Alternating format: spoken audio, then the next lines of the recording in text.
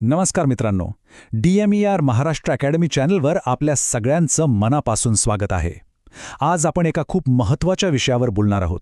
एक असा विषय जो तुमची सगळी चिंता, सगळं टेन्शन नक्कीच कमी करेल. हो, मी बोलतोय GMC सोलापूरच्या रिस्पॉन्स शीटबद्दल. तुमचं सिलेक्शन होणार की नाही याचा अंदाज आजच आपल्याला लावता येऊ शकतो. चला तर मग वेळ न घालवता सुरुवात करूया. बघा, GMC सोलापूरची रिस्पॉन्स शीट आलेली आहे आणि मला माहिती आहे हा जो वेळ असतो ना तो खूपच टेन्शनचा असतो. पण एक गोष्ट लक्षात घ्या, जवळजवळ 90% विद्यार्थी एक मोठी चूक करतात. काय चूक? ते फक्त रिस्पॉन्स शीट बघतात आणि फायनल रिझल्टची वाट पाहत बसतात. नाही, असं करायचं नाहीये. थांबा, तुमचं सिलेक्शन होणार की नाही हे आजच कळू शकतं. चला, याचं विश्लेषण कसं करायचं ते आपण खोलवर जाऊन समजून घेऊया. ठीक आहे, तर सगळ्यात आधी आपलं पहिलं आणि सर्वात महत्त्वाचं काम, ही रिस्पॉन्स शीट मिळवायची कशी, ती डाउनलोड कशी करायची. चला, ही अगदी सोपी स्टेप बाय स्टेप प्रोसेस आपण बघूया.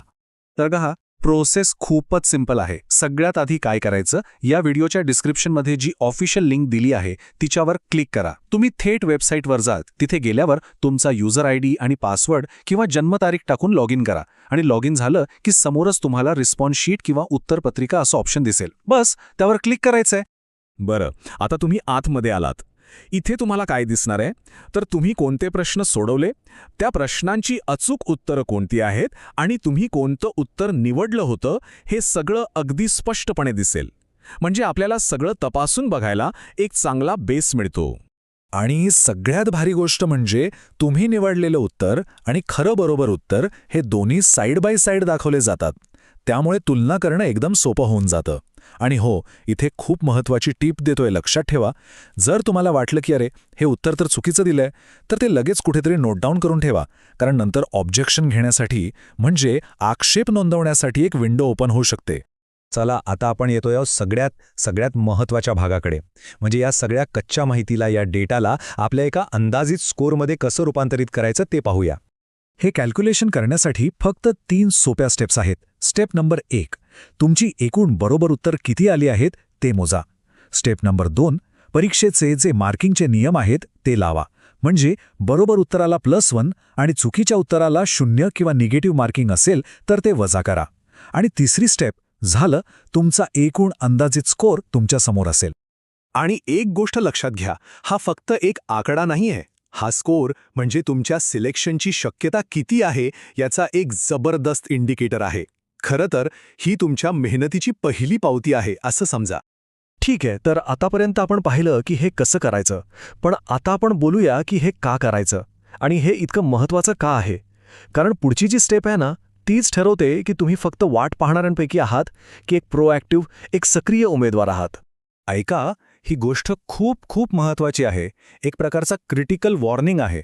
अनेक विद्यार्थी रिस्पॉन्स शीट पाहतात पण त्याचं विश्लेषण करायला विसरतात किंवा करतच नाहीत. मित्रांनो, ही एक खूप मोठी चूक आहे आणि ती आपल्याला टाळायची आहे. कारण अगदी सोपं आहे.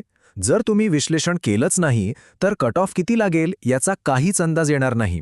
आणि मग काय होतं, उगाचच टेन्शन आणि अनिश्चितता वाढत जाते. पण काळजी करू नका, हाच अनावश्यक तणाव कमी करण्यासाठी आपण हे सगळं करतोय.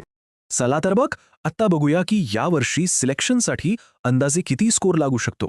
पेपरची डिफिकल्टी लेव्हल आणि मागच्या काही वर्षांचे ट्रेंड्स बघून काय अंदाज येतोय यावर एक नजर टाकूया. तर तुमच्या समोर जे आकडे आहेत ते परीक्षेची काठिण्य पातळी आणि जुन्या ट्रेंड्सवर आधारित आहेत.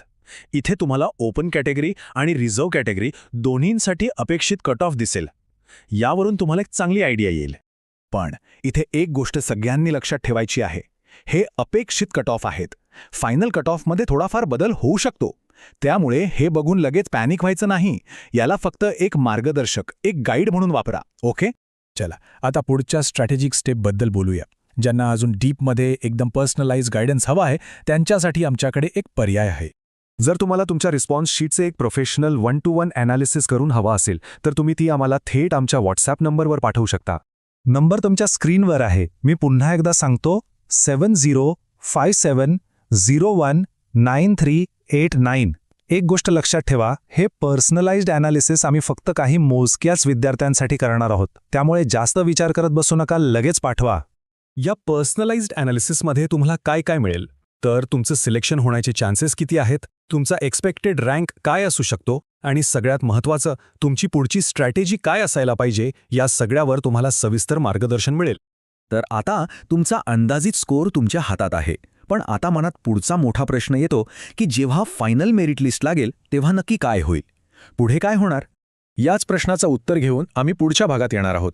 आमचं पुढचं विश्लेषण हे फायनल मेरिट लिस्ट आणि त्यानंतरच्या ॲडमिशन प्रोसेसवर असेल, त्यामुळे ते अजिबात मिस करू नका.